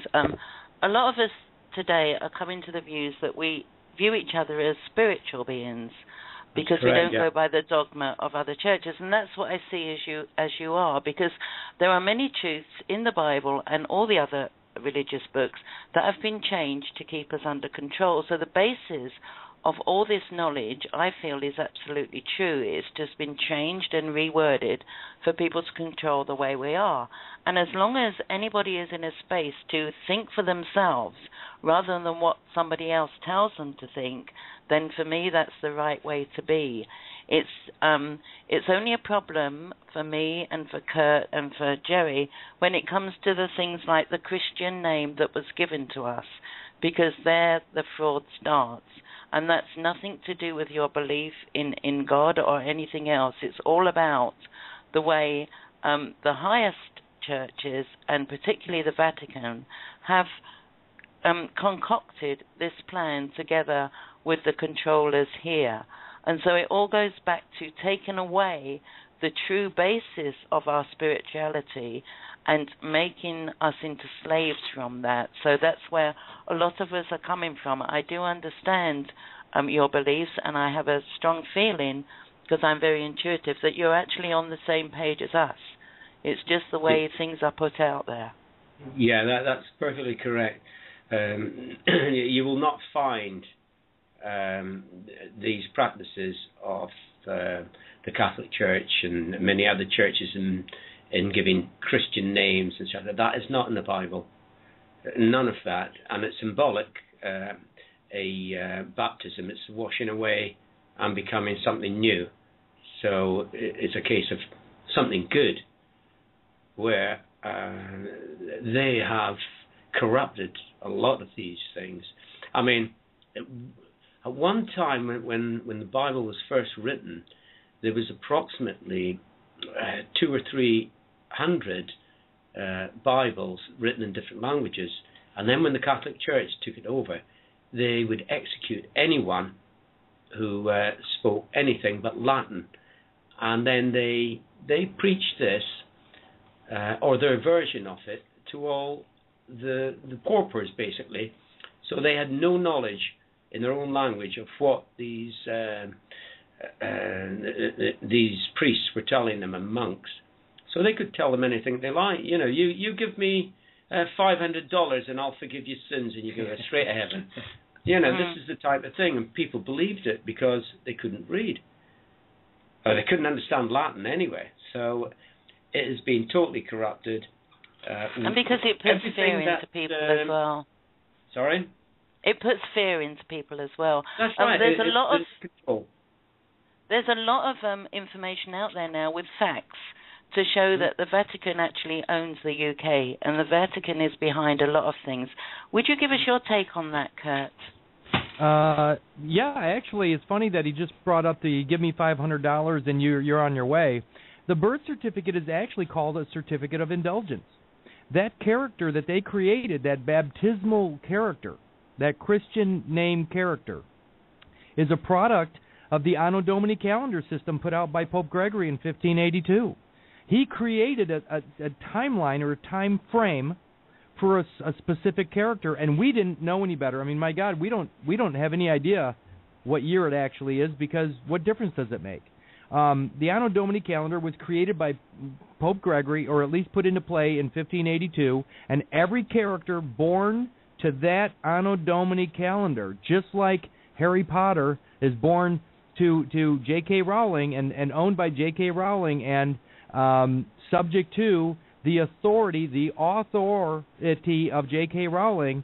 Curtis Richard Kallenbach, born September 19th, 1960 A.D., Anno Domini, is a character and creation and creature and product and subject to the Catholic Church.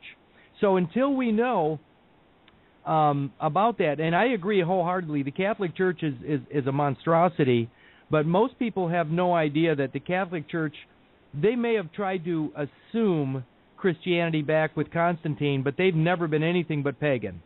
They've always lived according to the stars, the astrology, and all that. And again, that's just the stars. It doesn't matter to me what anybody wants to force. But look at this. This is another very interesting finding, and the reason I bring all this crazy stuff up is because it all ties back to the very thing that we're talking about, a mortgage or property. The law of Hammurabi's been around for 5,000-6,000 years, and Hammurabi was all about private property. If you don't know what's yours, Tom, if you walked behind me and took my wallet out of my back right pocket, and I didn't hit you, or I didn't scream at you, did I give it to you? If I didn't make a point of saying you can't have that, did I give my wallet to you even though you took it out of my pocket?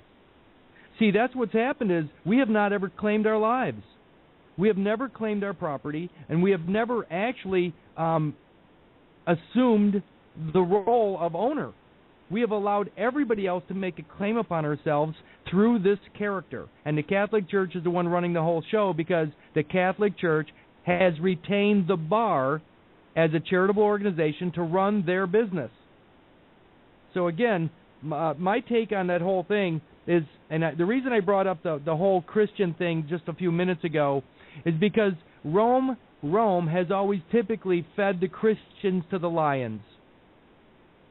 And if you're living through a Christian character in Rome, which is what this is Rome. The Anno Domini time frame is Rome. If you're living through a birth date on the Anno Domini calendar, you're in Rome.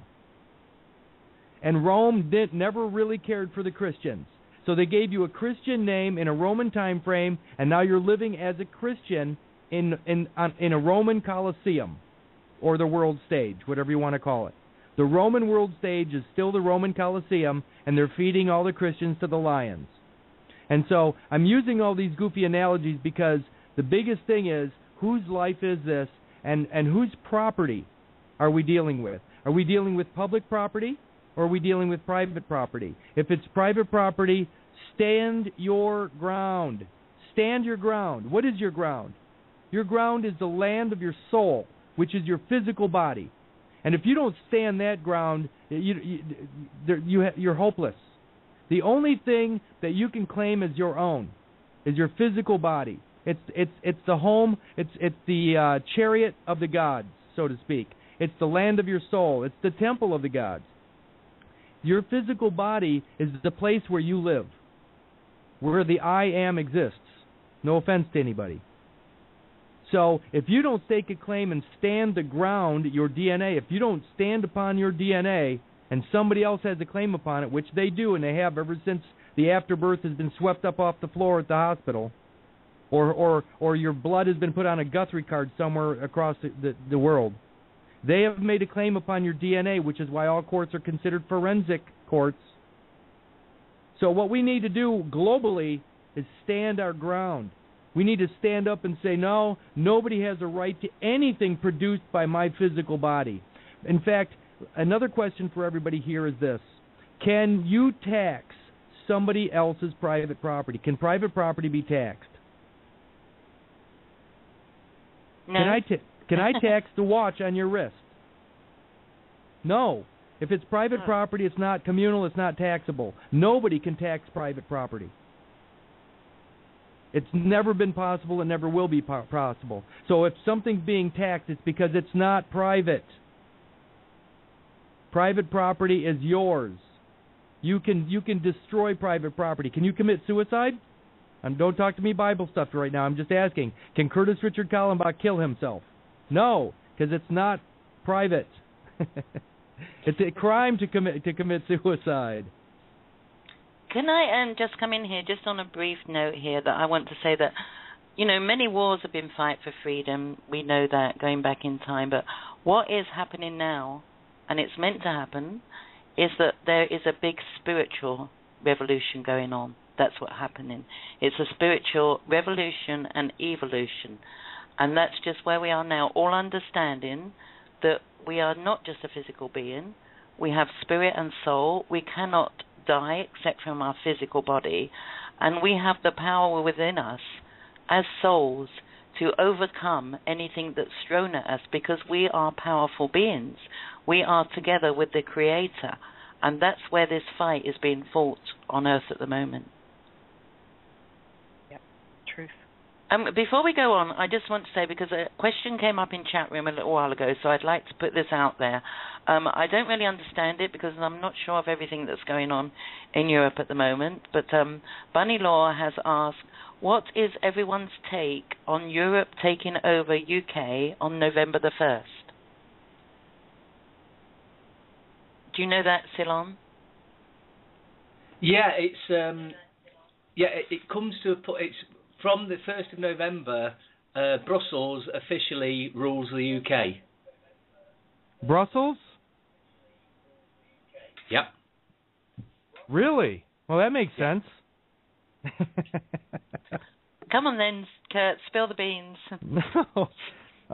Let me just... Well, where is Brussels? It's Belgium, correct? Yes, it's between France and Germany. Brussels is in Belgium. Yeah, the capital city of Belgium. It's funny because a lot of my research always leads me back to Brussels. It always leads me back to Belgium. Yeah.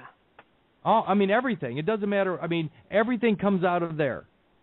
Everything that's ever happened comes out of Brussels. Because the UN is based in Brussels, right? Well, the UN the UN is the Catholic Church. We've got some feedback. I'm probably talking too loud. And can you hear any better now, Ceylon? Yeah, that sounds better. Can you speak, Kurt? Can you hear Kurt? In about a second. Yeah, I guess if I'm talking. Are you okay now, Ceylon? Yeah, that sounds better. Okay. Yeah. Anyway, so almost everything I ever find does always come back or originate with either Charlemagne or Brussels or something like that. The Dutch. So this is the first I've heard of it though, as far as it going back to Brussels. But it would make sense. I mean, they're trying to bring everything into one place anyway. Do you have any information on that, Ceylon? Are you still there, Ceylon? Yeah, Tom? still here. There's someone just come in the room, so I'm a bit tired. Okay. Okay, so Tom, do you have any more information on that?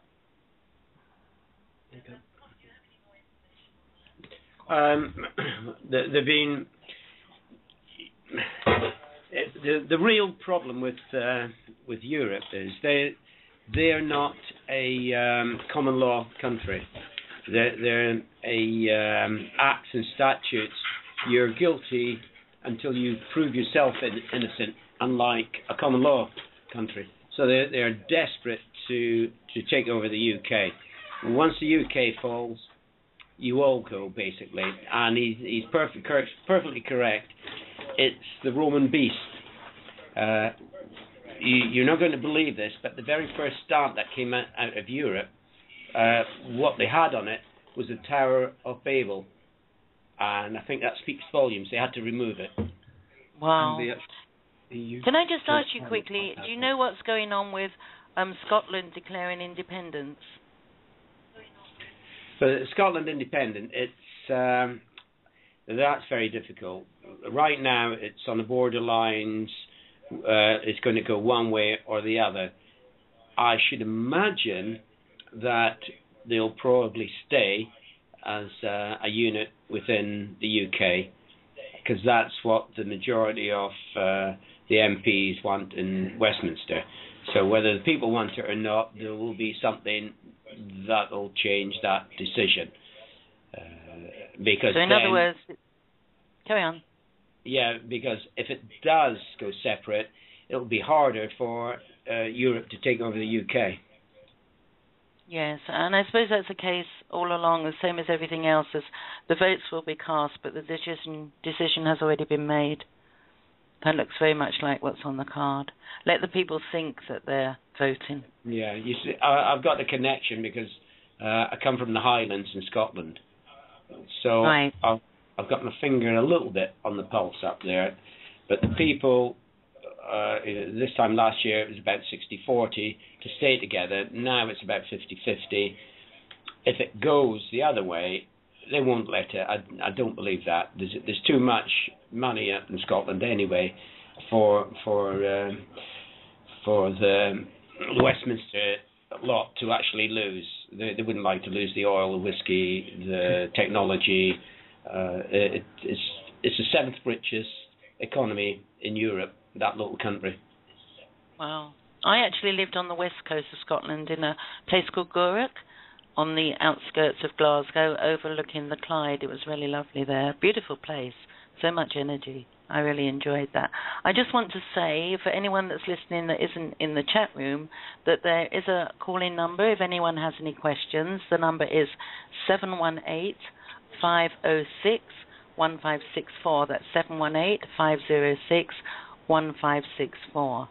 Geri, do you have anything to add to the conversation at this point? Well, yeah, I think everybody's given some very valid points here, and really it all kind of joins together, but there is that saying, all roads lead to Rome, and that's really the crux of it. And I think, again, it's awareness. If we're aware of all these things that are going on and arrange ourselves and our lives accordingly, awareness is really one of the most important things, and then choice as to whether you allow these things to affect you or not, or whether, like you said, some people don't care when they don't know. But I'm sorry, it was Kurt that said that when until you get screwed around with or something really affects your life or your stuff, like with Kurt with his business and Tom with his house, his home, people are kind of oblivious to this. They're being distracted by the football games and this and that and, all the sports and so on and so on. But I think really basically people just need to have an awareness of what's really going on. So one last thing about about Brussels. I remember the Habsburg Empire and Spain, the Holy Roman Empire, that's where it is. That's where it was located. That's where everything came from. Now, they probably went underground or did something back in the 1700s, because that's supposedly the time when the Habsburg Empire or the Spanish Habsburgs or whatever went under. But if you follow what's happening with Spain, if you follow what's happening with the Spanish side, or not the Hispanic, but the what do they call it? The Latin Catholic Church aspect, and the Holy Roman Empire side of the equation. You're going to find that in the last so many years, a lot of high-level positions have been of Spanish origin, whether it's the popes or the connection to the Latin Catholics. What you're going to see is probably a renewal of the Holy Roman Empire out of Brussels, because that's what they're going to call it the UN, but it's the same damn thing. And if you haven't noticed, here in America or the States, whatever the hell this place is called, I don't really know what it actually is, because I think it's all corporate and always has been. But we don't have orange people working on the roads anymore in a bright orange. We have the same colors as everywhere else in the world, which is that bright yellowy green look that the UN colors are, for the hazard and the ambulances and all those kinds of things. It's the UN takeover. Now, interestingly, the only thing the UN has control over, and this is right back to what we were talking about, or the reason for this call, the UN controls all the children, all the birth certificate children on planet Earth, and Tom, that your birth certificate child is the one that's bound you to that mortgage that basically pulled your house out from under you, or is trying to. The new let me say this again. The UN only lays claim to the birth certificate persons, the birth certificate children that the Catholic Church created through the Anno Domini calendar. They do not claim living men or women. We occupy, let me say the word again, we occupy the premise, in my case known as Curtis Richard Kallenbach. It's an idea. The word premise means idea. So when I occupy the idea known as Curtis Richard Kallenbach, I'm on their land. I'm on their territory.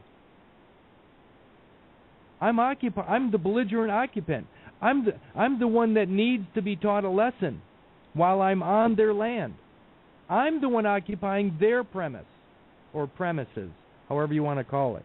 We need to wake up to reality. We have been living in La La Land, especially in America. What do they call it? They call it the American dream. You have to be asleep in order to participate. You have to be asleep to participate in the American dream, because the only character that's in the dream realm is the birth certificate person. The living man is not in there.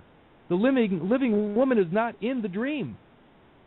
So when you wake up as a living man or woman, you start to see the farce, or you start to see the garbage that has been placed before you. And the Catholic Church, the UN, it's all the same stuff. And the Bar Association is the one that is performing, that was contracted by the UN, by the Church, to take care of their private property. And they call their private property the public. How confusing can that get? The District of Columbia, the City of London, and Vatican City are the public. Thank you, Kerr. I'd like to just quickly go to Tom Ceylon and then back to you and Geri. What is your view on the Crown of England? Can I go to Ceylon first? Well, the Crown, of course, is just the state. It's not the Queen, as the public are left to believe. It's a private, for-profit corporation, and their way of making money is by getting rid of us all, basically. The Crown is just absolute, utter control. Do you have anything to say on that, Tom? Yes, it's been documented many times when the judge sits there with a crown above his head with the so-called coat of arms. This is not Elizabeth II. This is the corporation from London that they're sitting under. They will not admit to this, but all the evidence proves contrary. Kurt? I agree. I actually think that the whatever the coronation stone is, it's from Egypt. And I also believe that the crown is actually the beginning, or that was begun through the Knights Hospitallers or the Knights Templars. And because of the information they had, they basically had leverage over Egypt or over the Catholic Church, and were given the authority or the ability to control the finances of the world or the finances of the church, which they obviously have done. So I think the crown is just it's those that have been put in charge of a certain group or a certain set of believers on planet Earth, and until we wake up to that farce, we're going to be stuck within the pages of that accounting book. Geri? Thank you, Kurt. Well, pretty much, follow up with what everyone said. It's just the biggest deception.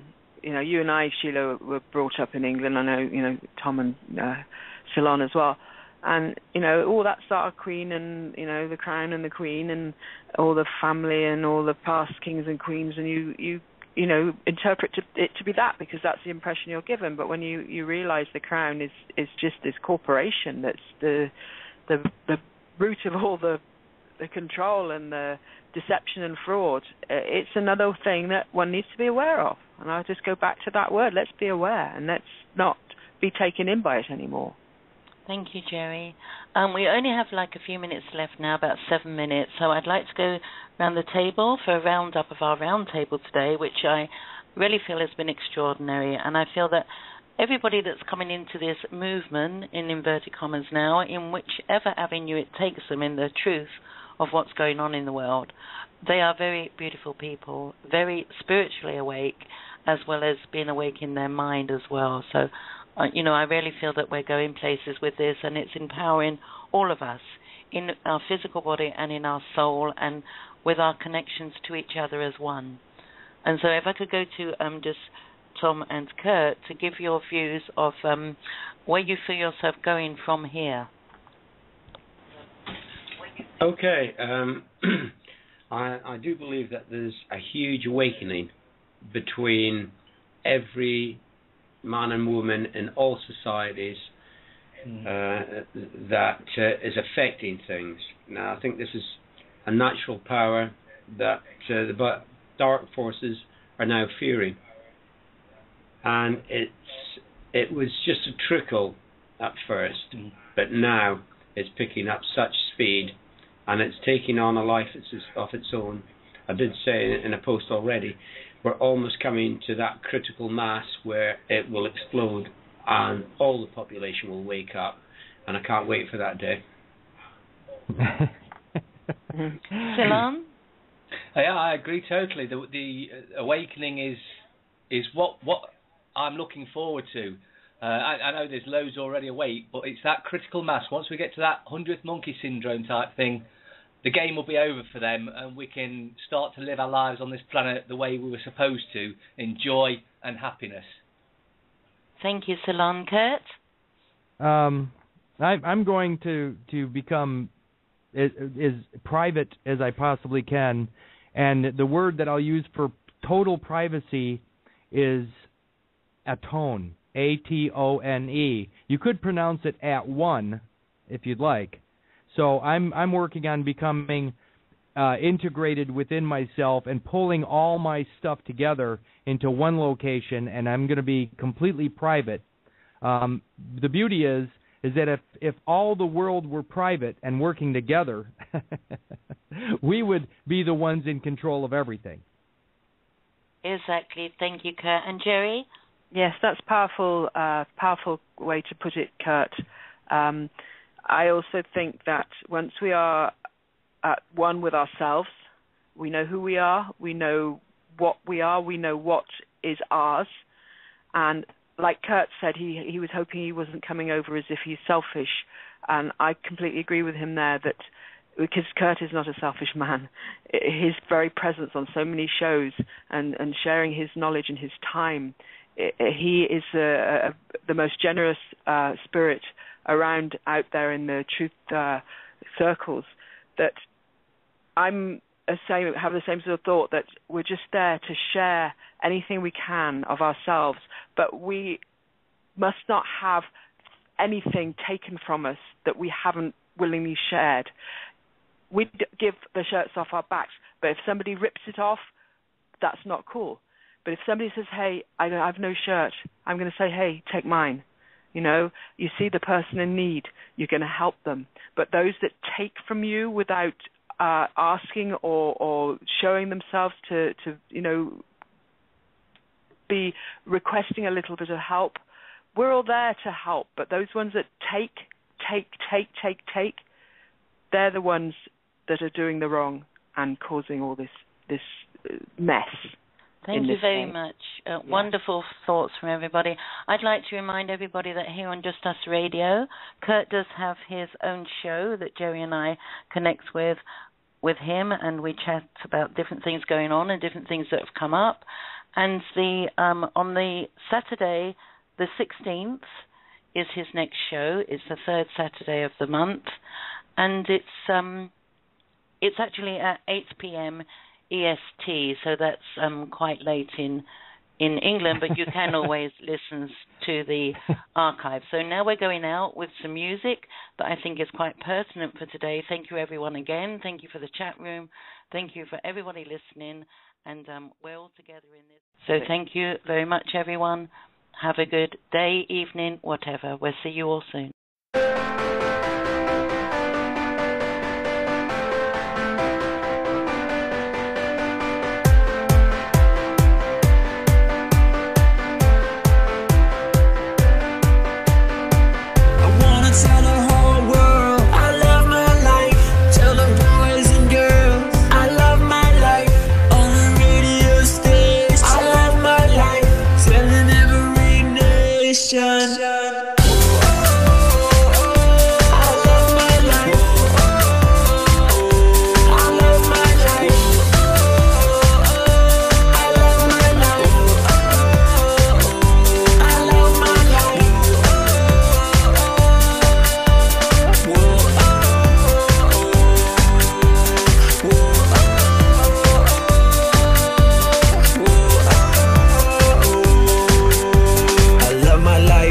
Dream, more I ride, the more it seems. Love my friends, love my fam, love the ocean, love the land. Love it even when I fall, life will always pick me up. Flying with my open arms, music coming from my heart. Hit the rhythm little more, capping out the dance floor. Loving life every day, tell it to the world today. I wanna tell the whole world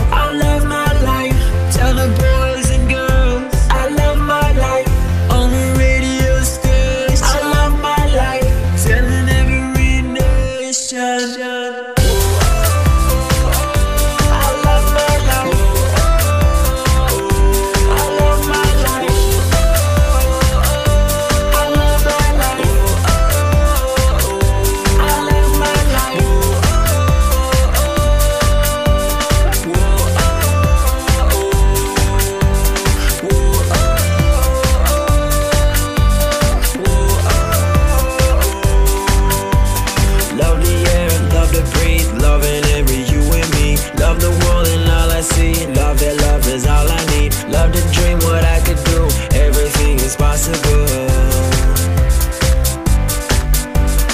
Love the freedom when I fly, see my friends from way up high. Tell the world we all are blessed, sending out a mass text. Loving life every day,